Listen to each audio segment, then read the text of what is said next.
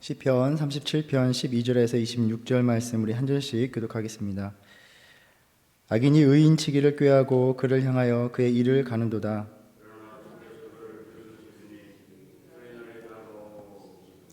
악인이 칼을 빼고 활을 당겨 가난하고 궁핍한 자를 엎드러뜨리며 행위가 정직한 자를 죽이고자 하나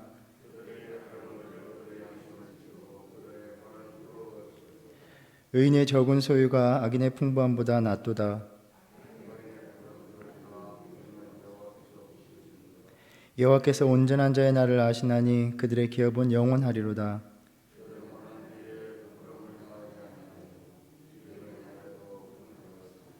악인들은 멸망하고 여호와의 원수들은 어린 양의 기름같이 타서 연기가 되어 없어지리로다. 주의 복을 받은 자들은 땅을 차지하고 주의 저주를 받을 자들은 끊어지리로다. 그는 넘어지나 아주 엎드러지지 아니함은 여호와께서 그의 손으로 붙드심이로다.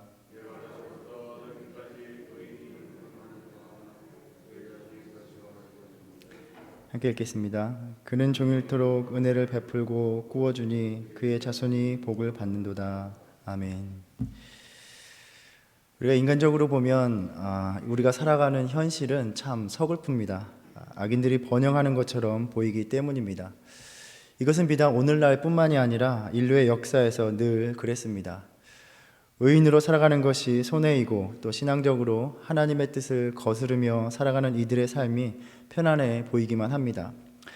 선을 행하며 살아가는 것이 아무런 의미가 없어 보일 때도 참 많습니다.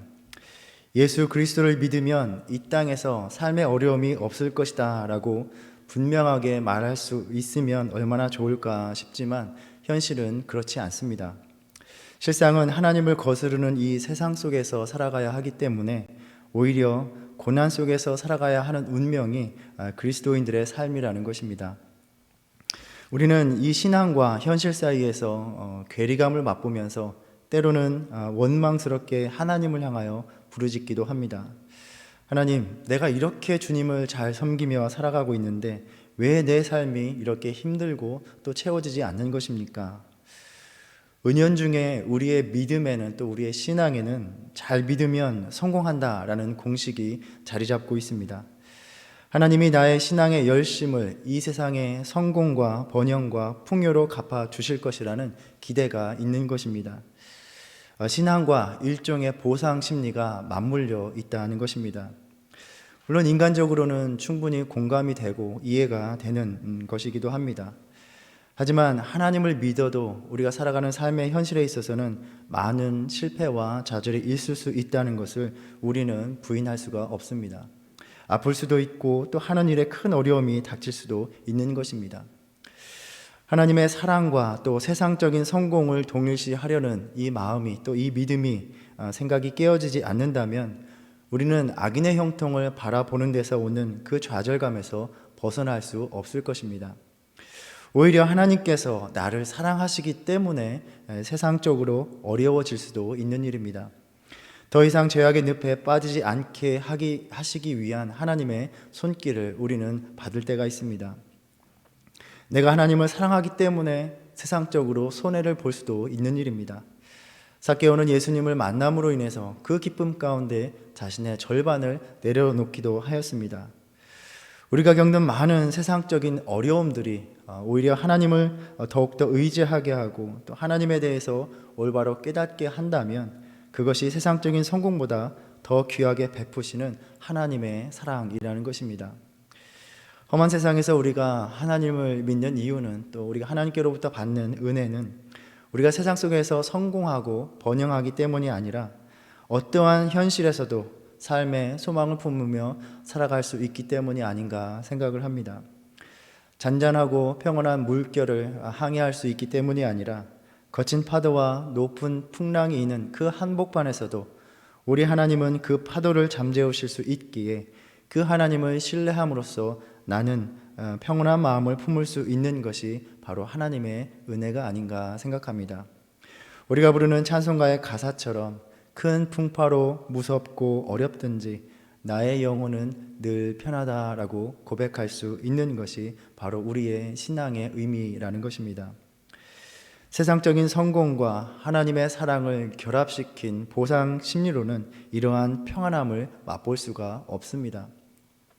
사람의 탐심은 걷잡을 수 없기 때문에 세상적인 성공 가운데서도 더 얻지 못하는, 더 채우지 못하는 자신의 삶으로 인해서 늘 초조할 뿐이고, 그 가운데 조금이라도 실패를 맛본다면 그 절망은 이루 말할 수 없다는 것입니다. 더 많이 가진 이들이, 더 높은 위치에 있는 이들이 그래서 삶을 쉽사리 내려놓는 것을 우리는 쉽게 보기도 합니다. 바로 악인들의 삶이 이와 같다는 것입니다. 그래야 하나님께서는 악인들이 형통함으로 인하여 시기하지 말고 불평하지 말라라고 말씀하십니다. 그들이 평안하지 못한 삶 속에서 이미 심판을 받았고, 무엇보다 그들에게 이루어질 일의 결국은, 그 심판은 하나님께서 이미 정하신 바가 되었기 때문입니다. 오늘 본문 말씀에서 계속해서 악인이 맞이할 운명이 무엇인가에 대해서 말씀해 주고 계십니다. 악인들의 삶을 보면 그들이 누리는 번영이 신실하고 무고한 자들을 억압하고 착취하는 데서 비롯되었다는 것을 보게 됩니다. 그러한 악한 악인들의 계획들이 사회 구조적인 불합리로 자리 잡아 버린 것이 또 우리가 살아가고 있는 이 세상의 현실이기도 합니다. 하지만 하나님께서는 모든 것을 감찰하시고 또 악을 행하는 그러한 인생들을 비웃으십니다. 그들에게 주어진 시간이 한정되어 있고 심판의 날은 다가오기 때문입니다. 하나님께서 악인의 형통과 번영을 영원히 허락하지 않으셨다는 것이 악인들로 인해서 괴로움을 겪는 의인들의 희망이고, 또 하나님의 섭리를 신뢰함으로써 오늘을 버티는 힘이 되는 것입니다. 하나님께서는 악인들의 행위를 다 알고 계시며 그들의 행위대로 갚아주신다라고 말씀하십니다. 오늘 말씀 15절에서 그들의 칼은 오히려 그들의 양심을 찌르고 그들의 활은 부서지리로다라고 말씀합니다. 시편 7편에서도 의로우신 하나님 앞에 놓인 악인들의 운명이 어떠한 것인가에 대해서 말씀하고 있습니다. 11절에서 하나님은 의로우신 재판장이시며 매일 분노하시는 하나님이시로다라고 말씀합니다. 하나님께서는 아무것도 않으시는 것이 아니라 오늘도 악인들의 불의를 보시며 분노하시며 심판을 준비하고 계시는 분입니다. 시편 7편 14절과 15절에서도 그가 웅덩이를 파 만들며 제가 만든 함정에 빠졌도다. 그의 재앙은 자기 머리로 돌아가고 그의 포악은 자기 정수리에 내리리로다 라고 말씀합니다. 악인들이 다른 사람들을 해치려고 꾸민 그 악행들이 지금의 그들의 삶에서는 그들에게 많은 유익을 주는 듯 하지만 결국에는 부메랑이 되어서 그들 자신에게로 돌아가게 될 것입니다. 악인들의 행위대로 갚으시는 하나님의 섭리인 것입니다. 하나님의 의로우심이 악한 이들의 그 악한 행위보다 더 크고 더 위대하다는 것입니다. 이렇게 인간의 행위대로 갚으시는 하나님의 섭리는 악인에게만 해당되는 것이 아닙니다. 하나님께서는 의인들의 삶을 기억하시고 또 그들이 행한 대로 선하심으로 베풀어 주실 것입니다. 그렇기에 우리는 이 하나님의 섭리를 믿을 때에 현실에서 보는 악인들의 삶과는 상관없이 묵묵히 선을 행하는 삶을 살아갈 이유를 발견하게 되는 것입니다. 16절부터 악인의 운명과 의인의 운명을 대조시키고 있습니다. 의인의 적은 소유가 악인의 풍부함보다 낫도다 라고 말씀합니다. 물론 우리는 이 세상을 살아가면서 많이 가진 것이 우리의 삶을 더 낫게 해줄 것이라는 믿음이 있는 것도 사실입니다. 그러나 살아가다 보면 그 소유 자체가 우리의 삶을 복되게 하는 것이 아니라는 것을 깨닫게 됩니다. 예수님도 누가복음 12장 15절에서 삼가 모든 탐심을 물리치라 사람의 생명이 그 소유에 넉넉한 데 있지 아니하니라 라고 분명히 말씀하셨습니다.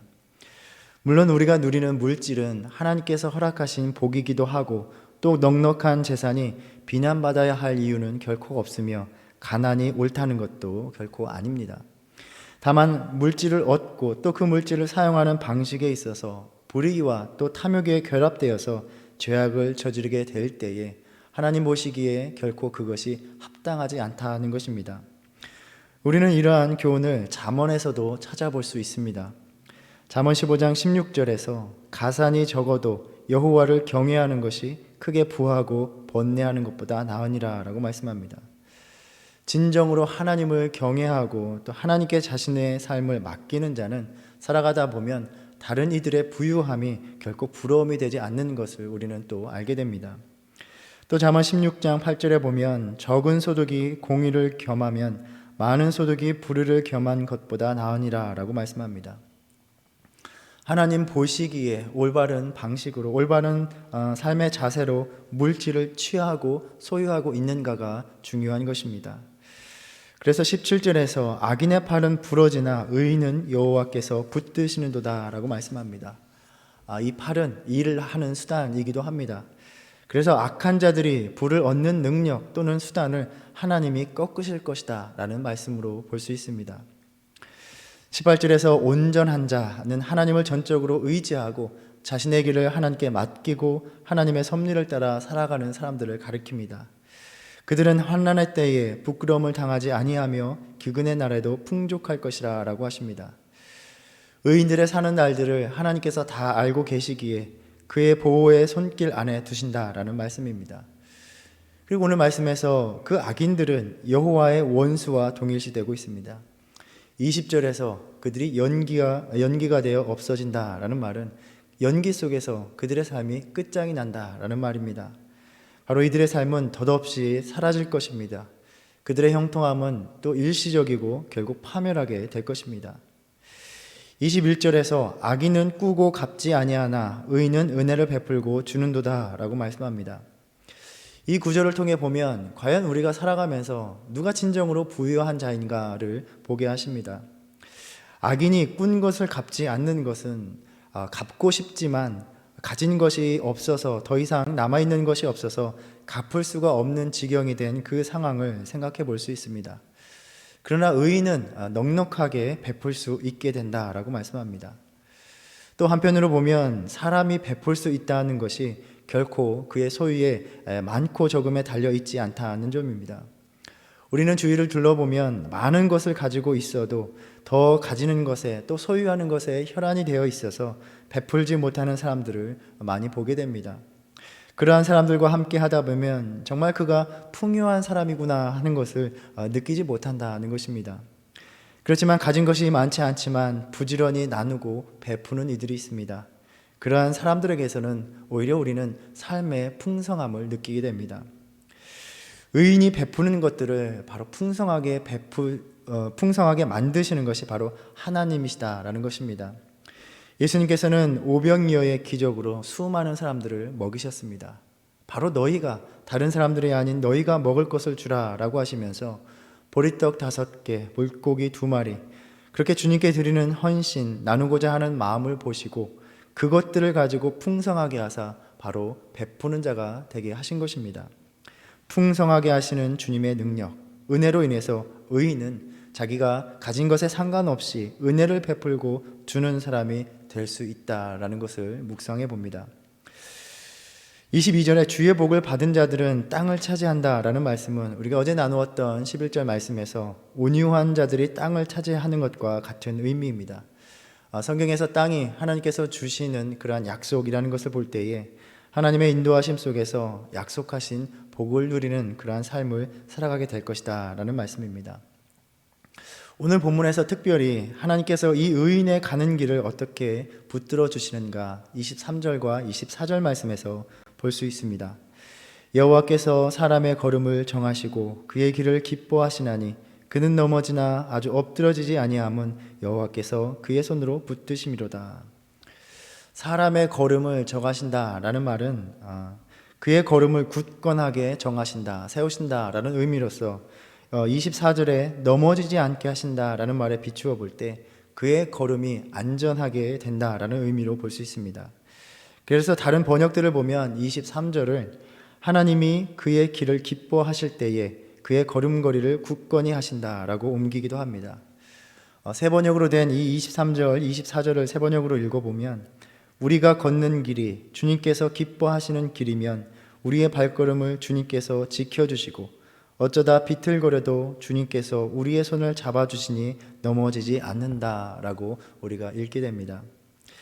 의인이 완전한 자 같지만 실상은 그도 인간이기 때문에 그 삶의 행로에서 넘어질 수도 있다는 말입니다. 바로 이것이 우리가 신앙의 길을 걸어가는 모습이라고 생각을 합니다. 하나님을 의지하고 따르지만 실상 우리의 연약한 믿음의 길이 비틀거림 투성이라는 것입니다. 우리에게는 하나님의 길을 바로 걸어가야겠다라는 마음은 있지만 그것이 우리의 의지나 능력으로 되지 않아서 악한 이들의 형통을 볼 때마다 불평이 되고 분이 일고 낙심되고 하나님을 향한 원망으로 믿음이 흔들리며 비틀거릴 때가 많다 하는 것입니다. 이것은 우리가 모두가 경험하는 신앙의 삶이기도 합니다. 어떤 한순간에는 은혜가 충만한 듯하여 주님을 열심으로 따르고 예배하고 섬기기도 하지만 또 한순간에는 넋을 잃고 방황하고 있는 우리 자신을 발견할 때가 많이 있습니다. 저는 이 구절을 어떤 이미지로 연상해 보면서 참 은혜롭게 묵상이 되었습니다. 사람이 길을 걸어가다가 그 걸음걸이가 불안해지며 비틀거리기 시작합니다. 금방이라도 넘어져 주저앉을 것 같습니다. 그런데 그 비틀거리는 순간에 누군가가 넘어지지 않게 손을 꼭 잡아당겨 주는 것입니다. 무슨 이야기입니까? 어떻게 알고 그가 비틀거리는 그의 손을 잡아줄 수 있는 것입니까? 그가 비틀거리는 그 순간에 그 자리에 바로 옆에 곁에 있었다는 것입니다. 아무리 넘어지는 자를 붙들어 주려 한다 해도 저 멀리 떨어져 있는 자의 손을 잡아줄 수 있는 것은 아닙니다. 바로 곁에서 그가 비틀거려 넘어지려 할 때에 손 내밀어 잡아줄 수 있는 그 거리 안에 있어야 하는 것입니다. 그렇기에 비틀거릴 때에 손으로 붙드신다는 것은 하나님께서 하나님을 의뢰하고 자신의 삶의 길을 맡긴 자의 곁에서 늘 함께 하시며 동행해 주신다는 것을 의미합니다. 우리가 창세기의 말씀을 묵상하면서 아브라함과 이삭과 야곱, 요셉의 삶을 통해서 우리가 나누었던 것, 하나님의 은혜는 무엇이었습니까? 그들의 삶의 여정이 어디로 흘러가든지 하나님께서 그곳으로 함께 가 주시면서 그들의 삶을 붙들어 주신 것입니다. 두렵고 낙심될 때에 늘 나타나셔서 내가 어디로 가든지 내가 함께하리라, 두려워하지 말라 말씀해 주셨고 그 약속을 다시 기억나게 하셨습니다. 하나님의 약속을 이루시기까지 지켜주시고 보호하시고 힘들고 괴롭고 어려운 삶 속에서 함께 해 주신 것입니다. 오늘 말씀에서 시편 기자는 이러한 하나님의 은혜를 자신의 경험을 통해서 다시 한번 강조하고 있습니다. 내가 어려서부터 늙기까지 의인이 버림을 당하거나 그의 자손이 걸식함을 보지 못하였도다. 그는 종일토록 은혜를 베풀고 꾸어주니 그의 자손이 복을 받는도다. 그런데 우리가 나누었던 이 말씀들, 구절들을 통해 보면 시편 기자 역시 분명히 현실에서는 의인이 괴로움과 어려움을 당하는 것을 보았습니다. 아마 자신이 당한 일이기도 했을 것입니다. 우리의 현실에서도 꼭 이 말씀대로 이루어지지 않는다는 것을 잘 알고 있습니다. 의로운 자, 믿음을 지키는 자들이 오히려 힘든 현실을 살아가고 있는 것을 우리는 보게 됩니다. 과연 이 말씀대로 그런가 하는 의문이 들기도 합니다. 아마도 시편 기자는 자신의 짧은 삶을 통해서 볼 때는 의로운 자가 버림받는 것 같아 보여도 결국 자손을 통해서라도 의인들을 붙들어 주시는 하나님의 은혜를 비로소 오랜 인생을 살고 난 후에야 그의 노년에야 깨닫고 나서 바로 그 깨달음을 전해주는 것 같습니다. 오늘 말씀을 이렇게 묵상해 보면 이 말씀을 통하여 주님은 악인이 형통하고 그들의 악한 계획이 실행되는 그 현실에서 믿음이 흔들거리며 비틀거릴지라도 우리의 삶을 하나님께 맡길 때에 하나님을 의지하며 선을 행하기를 멈추지 않을 때에 우리의 넘어짐을 하나님께서 허락하지 않으신다라고 말씀하고 계십니다. 우리 곁에 하나님이 함께 하시기 때문입니다. 우리의 믿음의 걸음걸이를 하나님이 굳건히 하시기 때문입니다. 그래서 때로는 우리는 비틀거려도 우리 곁에 계신 하나님을 의지하며 넘어지지 않는 그러한 희망을 품게 됩니다. 우리의 지난날의 삶을 돌아보아도 믿음의 고비고비마다 우리가 견뎌낼 수 있었던 것은 내 믿음이 좋아서가 아니라 그 곁에서 손 내밀어 넘어지지 않게 붙들어 주신 하나님의 은혜였다는 것을 우리는 알게 됩니다. 오늘 이 말씀 묵상하면서 우리가 또 하루의 대강절을 보내면서 여전히 그 손을 내밀어 붙드시기 위해서 우리와 함께 하시는 임마누엘의 하나님으로 오시는 주님을 맞으시고 주님과 동행하는 은혜를 누리시기를 주님의 이름으로 축원합니다. 기도하겠습니다. 주님, 오늘도 우리의 삶의 걸음걸이를 굳건히 하시고 우리를 붙드시는 은혜를 구하며 주님 앞에 나옵니다. 이 세상을 살면서 많은 것들이 우리의 삶을 낙심케 하나 오늘도 우리와 함께 하시는 은혜로 주님을 더욱 의지하게 하시고 의인에게 인자하심을 베푸시는 하나님의 섭리를 믿으며 걸어가게 하여 주시옵소서. 우리의 나를 아시는 주님께 모든 삶을 맡겨드립니다. 이 세상을 바라보며 잠시의 형통함을 위하여 하나님 앞에서 악을 행하는 자, 하나님의 뜻을 거스르는 자로 살아가는 어리석음에 빠지지 않게 하여 주시옵소서. 오늘도 비틀거리는 우리의 연약한 삶을 붙잡아 넘어지지 않게 하시는 주님의 손길을 의지하며 믿음으로 살아가는 하루 되게 하여 주시옵소서. 예수님의 이름으로 기도드립니다. 아멘. 하늘에 계신 우리 아버지여, 이름이 거룩히 여김을 받으시오며 나라의 임하옵시며 뜻이 하늘에서 이룬 것 같이 땅에서도 이루어지이다. 오늘날 우리에게 일용할 양식을 주옵시고 우리가 우리에게 죄진 자를 사하여 준 것 같이 우리의 죄를 사하여 주옵시고 우리를 시험에 들게 하지 마옵시고 다만 악에서 구하옵소서. 나라와 권세와 영광이 아버지께 영원히 있사옵나이다. 아멘.